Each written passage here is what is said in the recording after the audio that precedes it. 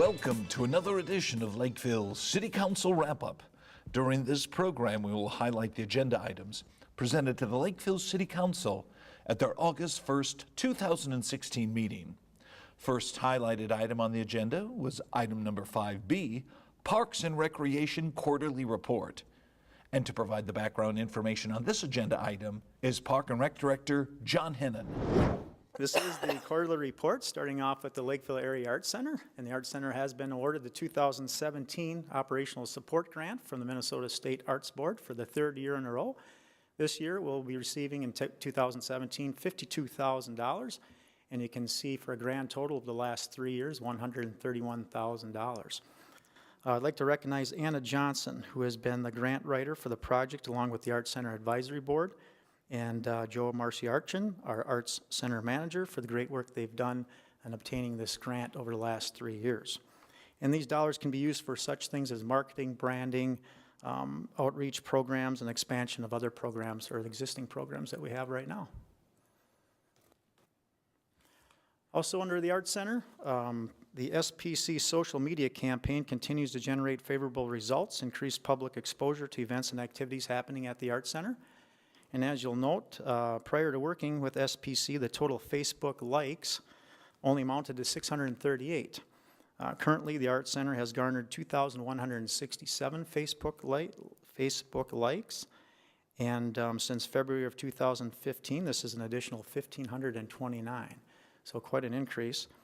The SPC staff is working with SPC also to continue to grow the social media presence, and has expanded to include additional programs through Twitter, Pinterest, Instagram, LinkedIn, and Google+. So they're doing a great job marketing our Arts Center. Along with that, staff is working with AdWords to focus advertising efforts on individuals who are using online searches of popular keywords.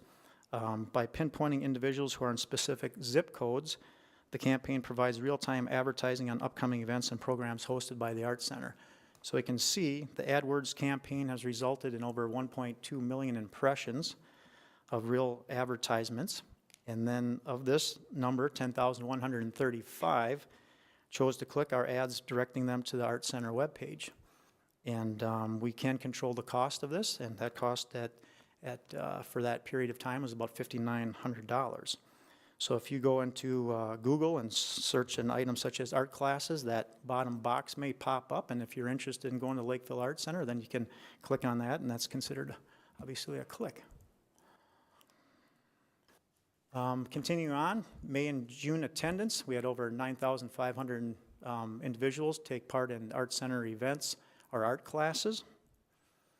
The Taste of Lakeville was hosted at the Arts Center this past May, along with the Brew Club tasting by the Lakeville Liquors Club.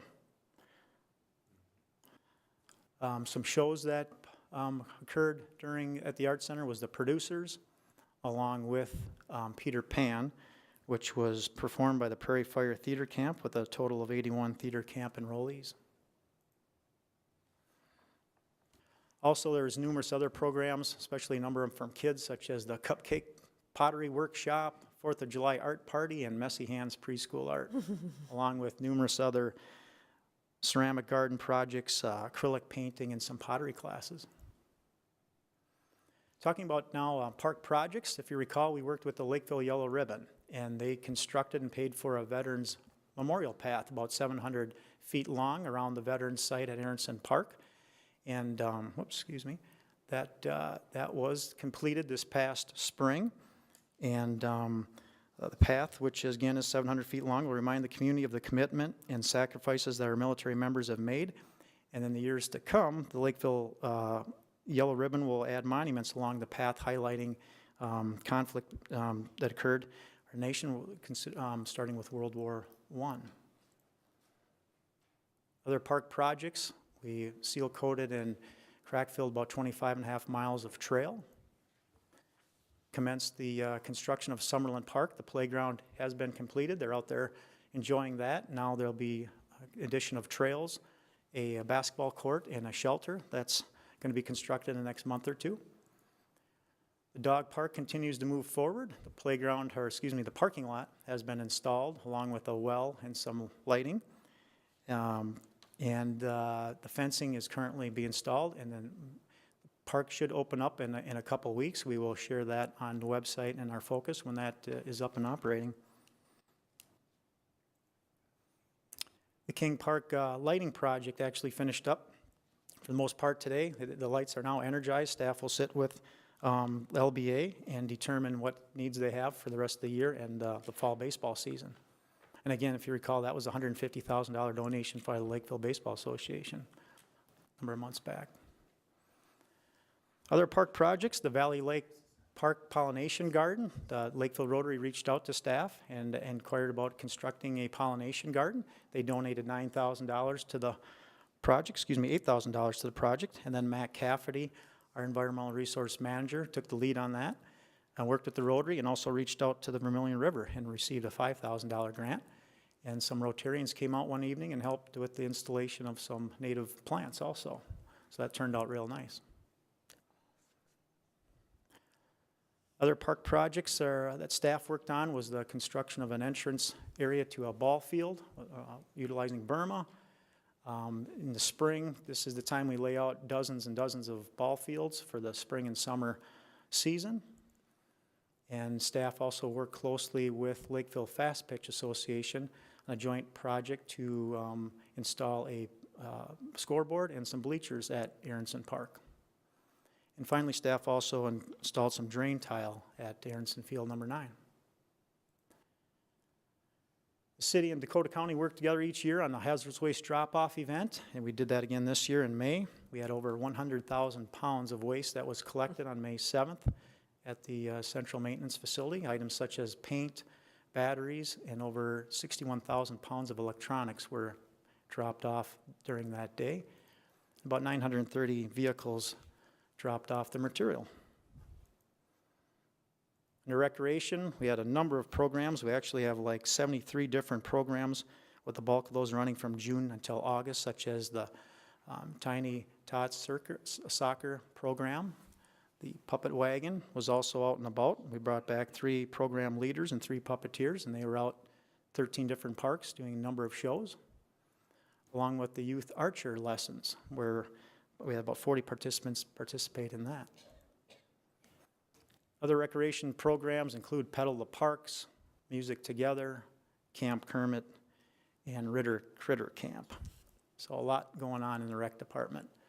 And of course, we have Panaprog, and the rec department also had a number of programs during that event, such as the Kayak, Bike, and Run Kids Triathlon. 44 participate in that. 367 individuals participate in a Panaprog run. And over 500 kids participated in the youth play day at Aronson Park as part of Panaprog. The Heritage Center, it's always active, line dancing. About 73 individuals participate in that program, and 185 in the Flex Fitness program. And we had dozens of folks that took part at the fitness center and played bridge and other activities at the Heritage Center last couple months. Also at the Heritage Center, we had the Health Angels biking group that's gone out on numerous rides throughout the metro this past year, doing 20-mile bike rides. There's 23 members as part of that group. The Knights of Columbus had a lasagna dinner at our Heritage Center. And the active adults had a Panaprog craft and bake sale generating about $400. Just some upcoming events.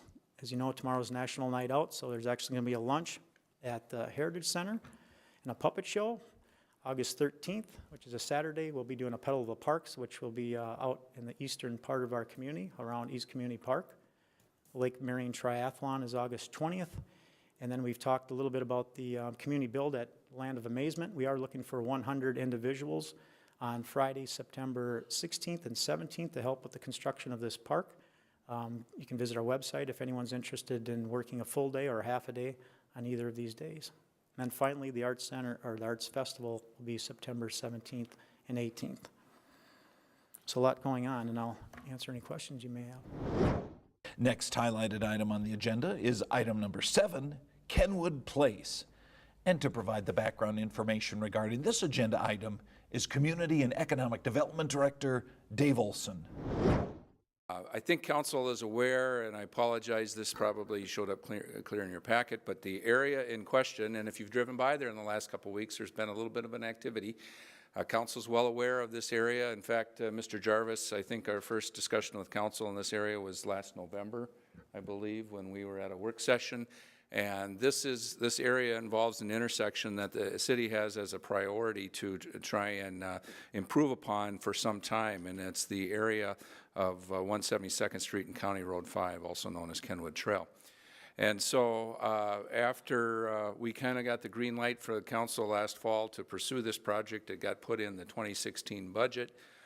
We've spent a lot of time meeting with landowners, which includes Mr. Jarvis, who has the largest portion of this property, hasn't closed on it yet, but he's had it under a purchase agreement for some time, as well as another property owner that will be included in the part of this development, and that is Highland Bank. And so I'll give a brief overview of the development, and again, I will defer to the developers to talk a little bit more about the architecture, but we think this is an excellent project. We spent a lot of time on getting to this point, and it involved a lot of cooperation on everybody's part, including Dakota County. So to start with, the area in question, and this is the comp plan map for this area, is all currently commercial and has been for some time. But I think what was determined, and you'll see in a little bit when we show the layout for the Kenwood Place subdivision, while it looks good on a map, about a third or more of this property is encumbered with wetlands. And the remainder of parcel that is left to develop is rather linear, and it doesn't have anywhere near the type of developable area that you would need, for example, for some of the commercial that was across the street, like Home Furniture and Cracker Barrel and some of those other commercial uses. So in our first conversations, when Mr. Jarvis expressed interest in the property, the first conversation was, would the city consider or feel appropriate if this area went from commercial to residential? And I think it was consensus of all city staff that made a lot of sense. And so that's where the discussions began. And one of the items before you, included along with the preliminary plat, is a comprehensive plan amendment and a zone change to rezone the entire area shown here, outlined in yellow, which is currently zone C3 commercial, to planned unit development. And I'll get into a little bit more detail. And it is going to retain, a portion of it is planned to remain as commercial under the PUD, but the majority of the property, particularly the area where the 30 townhomes are proposed to be built, is going to be included in the PUD, and it was evaluated basically on the RM1, which is our standard kind of townhome density and zoning classification. So that's kind of how we got to where we are after the discussions last fall. Obviously, we had to get into a lot more detail in terms of how this area might actually develop. At the same time that Mr. Jarvis and his engineers were looking at that, we were working with the SEH firm, which is the firm the city hired to design the road improvement that just began construction here a few weeks ago. And not only, and we knew the alignment of the realignment of 172nd Street was going to be for some time, and had been on the official map for approximately 14 years. We had to get into the details a little bit more, and got into grades, and one of the issues that came up, at one point we thought we were going to have an area over more on the east, or the area closer to the Holiday convenience store, gas station, to do ponding over in this area. Well, the grades didn't work, and again, we're working around significant wetlands, and actually bisects the commercial area right in half. So it was working with our engineers and Mr. Jarvis's engineers to come up with a plan that would not only make the road work, but then also make stormwater management work, not only for the road improvements, which is creating new impervious surface, but as well as the entire development itself. And so this is the concept. I'll go to another sheet here that blows it up a little bit, zooms in a little bit tighter. This resulted in the concept that's before you tonight for a preliminary plat. And again, I'll get to the other portion a little bit because we are still and also preliminary platting the 2 remaining commercial lots, but we'll focus on the townhome development. I think Mr. Jarvis and Mr. Headland made great efforts to try and work around the wetland, and that was kind of the direction we got.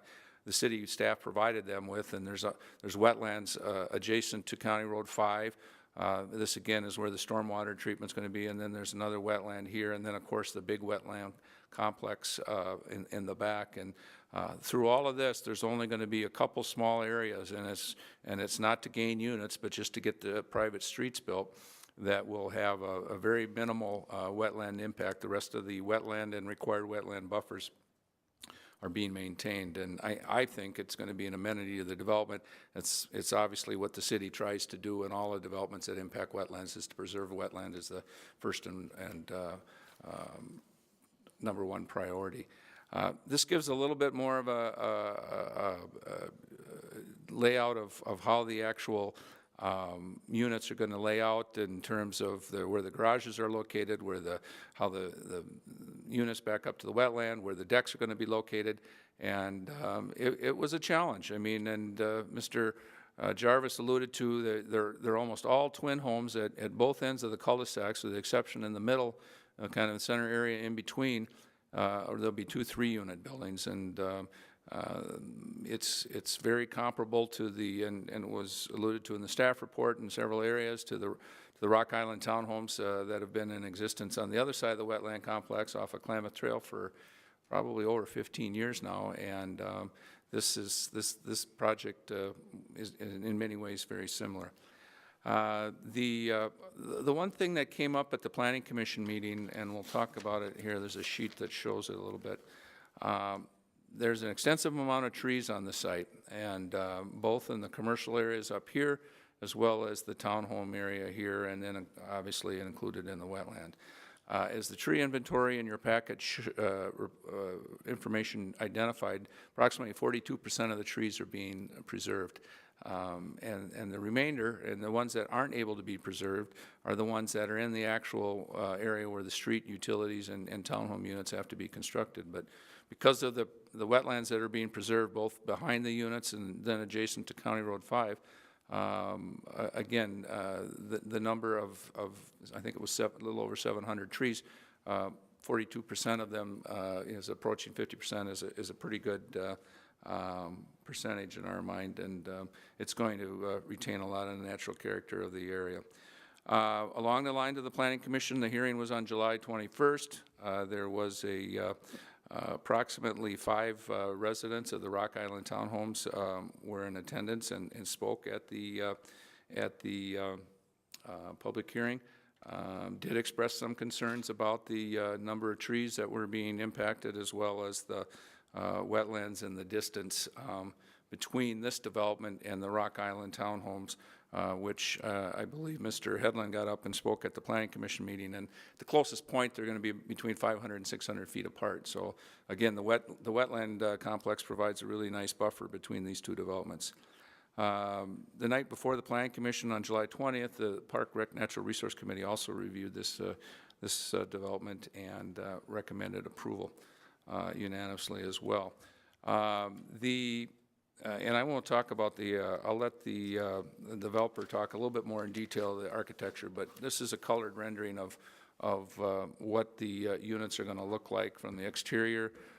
They meet all of the ordinance requirements in terms of percentage of brick and other materials, and so there weren't any requirements for PUD to meet the exterior material requirements. I will give you a couple examples of why we opted to go the PUD route on this versus the conventional R1 zoning, RM1 zoning, I'm sorry. The cul-de-sac lengths, again, because of the area that's developable is pretty linear, and the county had one of the reasons we're doing this project is to prove the access point to the county road, and so that is the only spot where access can be provided to the county road.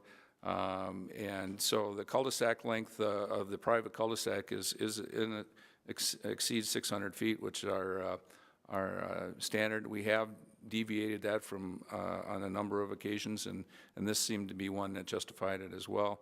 The other thing that's a little bit different, a lot of the townhome developments around town, you'll see there are guest parking spaces provided for when residents have, get-togethers or visitors. And again, they just didn't allow, a lot of times, their head-end spaces on the off the streets in areas that are developable but not developable enough for more buildings. In this case, what we decided to do was to work with the developer and make the street slightly wider and allow on-street parking on the private street on one side only to provide for the required guest parking. The other deviation was the setback from the private road. When you saw the units themselves, they sit back approximately 25, minimum, not approximately, they all meet the minimum requirement of a 25-foot setback. Our normal single-family and townhome setback is 30 feet, but this development, again, because we're pressed with the wetland area in the back, we recommended, and 25 feet is more than adequate to provide, have the vehicles be off of the private street and completely on the driveway.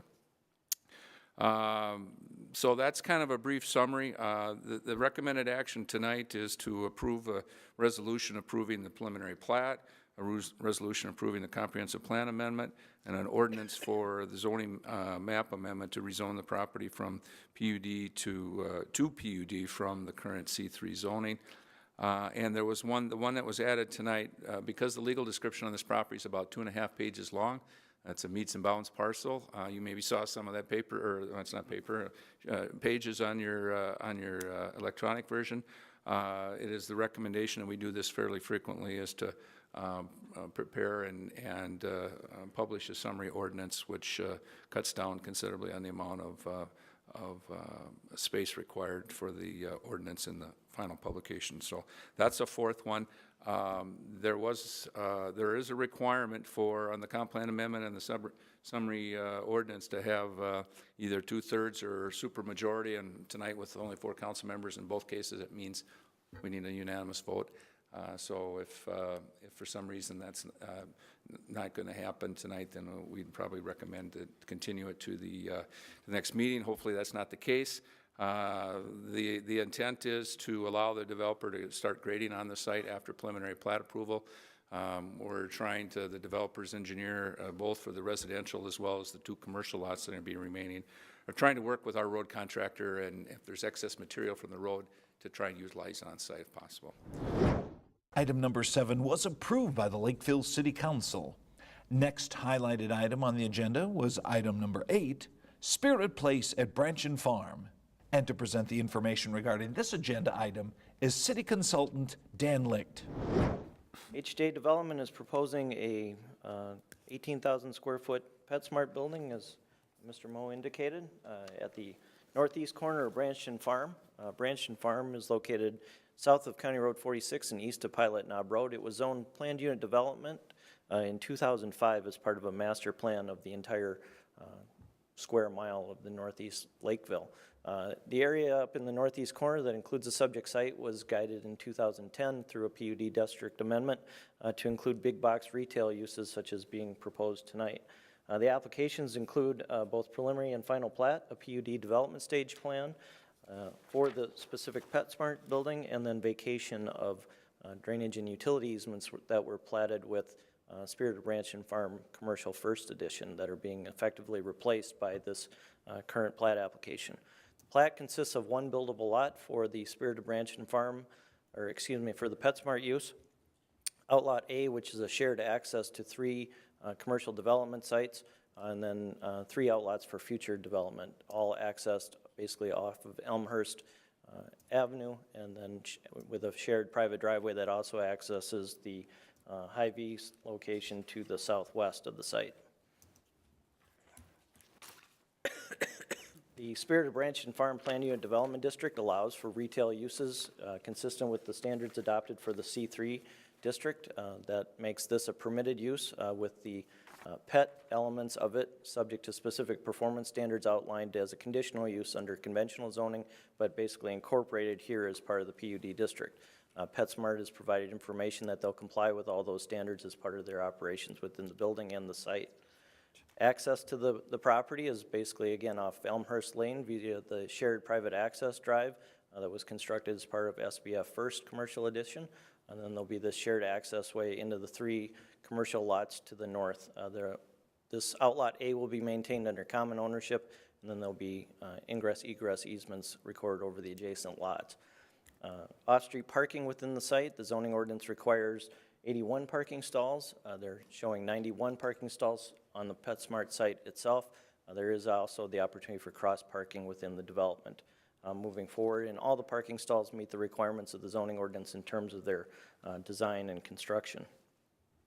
The developer provided a detailed landscaping plan that provided boulevard landscaping both along County Road 46 and along the south portion of the private drive adjacent to Hy-Vee, and site landscaping throughout to provide additional green coverage within. The building design itself consists of 3 different types of masonry materials exceeding the requirements established by the zoning ordinance for commercial uses within the C3 district. That includes a masonry block type building, brick facing, an ephes parapet, and top section of the building, again exceeding the requirements of the zoning ordinance. They have a freestanding sign at the northwest corner of the building, visible from County Road 46, and then 2 wall signs on the south facade and the north facade, again to provide identification of their building. Those signs do comply with the zoning ordinance. There's a slight overage on the 2 wall signs, but it's basically about how tight you want to draw the box around the area of the signs as to the compliance with that requirement. The developer provided detailed site plans regarding exterior lighting, demonstrating compliance with the performance standards included as part of the zoning ordinance. They've also provided for a trash storage area to the southwest of the building, constructed the same material as the principal building to blend in. There's landscaping adjacent to it to aid in screening that from adjacent properties. With subdivision of the property, park dedication requirements are in effect. The Parks, Recreation, and Natural Resources Committee reviewed the application at their meeting on June 16th. They recommended park dedication requirements be satisfied and as a cash fee in lieu of land for the development. And again, as I outlined, there are 4 outlots, all retained by the developer or as shared access between the properties. Engineering, you have a copy of their detailed review of the engineering related utility and grading plans as part of the packet, and those issues have been handled as well. Finally, the city attorney drafted a development agreement, which the developer executed prior to the council's consideration of the application this evening. The Planning Commission held a public hearing to consider the request at their meeting on June 16th. There were no public comments received. The Planning Commission was very supportive of seeing this project move forward as a continuation of the commercial development within Spirited Branch and Farm, and recommended approval subject to the 11 conditions outlined in the planning report from July 20th. Both staff and the developer can stand for questions. Item number 8 was approved by the Lakeville City Council. Well, those were the highlighted items presented to the council at their August 1st, 2016 meeting. If you have any questions or comments regarding these agenda items, please feel free to call City Hall. The number is 952-985-4400. Thanks for watching this edition of Lakeville City Council Wrap-Up.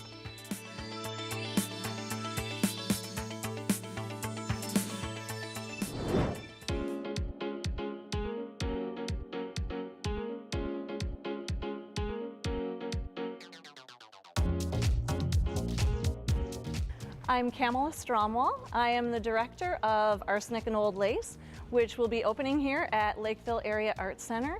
It's Expressions Theater group that is putting on this show. Arsenic and Old Lace is about 2 sweet little old biddies who their home, they rent out a room to passerbys who come along. They don't want them to continue to be sad and lonely, so they just give them a little bit of arsenic in their wine, and then they just happily go off in peace, and they can be buried in their cellar with all of their other little gentlemen. Come prepared to laugh. We have 3 nephews who are very diverse. One is a theater critic, and one is, thinks he's Teddy Roosevelt. He's digging the Panama Canal in our cellar. And the third one looks like Boris Karloff. Yes, he's very scary. It's an amazing theater. This used to be the old Catholic church. My parents were actually married here. I live 4 blocks away, so I was born and raised in this town. So there are just awesome memories, and it's just a phenomenal facility. It's just, we're having so much fun. The show runs the first 2 weekends of August. Its first weekend is Friday, Saturday, Sunday, and the second weekend is Thursday, Friday, Saturday, Sunday. On Sundays, we have matinee shows, and they can get their tickets through the Lakeville Area Arts Center, and they can find us on our Facebook page, the Lakeville Area Arts Center's Facebook page.